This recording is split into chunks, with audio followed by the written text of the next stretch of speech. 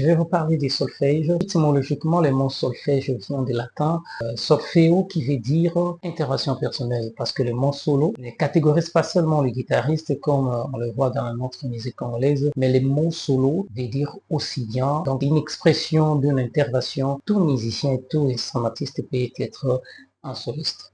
Alors, le solfège par définition, c'est une grammaire des langages musicaux. Son importance consiste à lire, écrire et interpréter la musique. Déjà, lorsque nous parlons de grammaire, nous voyons l'art de l'écriture et l'art de la lecture. Alors, dans le solfège, nous avons au moins les 6 éléments. Le premier élément, c'est la portée, c'est les clés, la mesure, les notes, le silence, et puis le 6e, ce sont les altérations.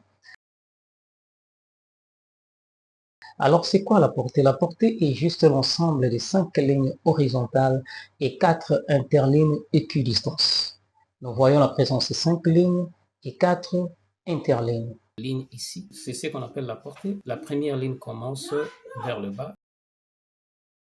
Nous allons parler des clés. Les clés sont des signes conventionnels placés au début de la portée qui donnent le nom aux notes. Parce qu'en réalité, les notes n'ont pas de nom sans les clés. Alors, nous avons 3 sortes de clés. Notamment, nous avons les clés de sol qui est le plus utilisé. Il s'est placé sur la 2e ligne de la portée. Utilisé plus pour le pianiste, mais droite, de voix féminine, alto, soprano, mezzo-soprano, contralto, ainsi que des instruments à sonorité éclatante comme la guitare, violon, flûte, tout ce qui va de sonorité éclatante.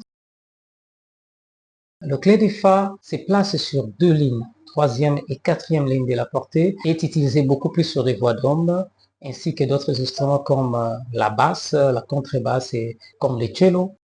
Le clé d'ut, ce que nous appelons notamment do, lui commence de première jusqu'à 5e ligne. C'est utilisé par d'autres instruments encore plus graves.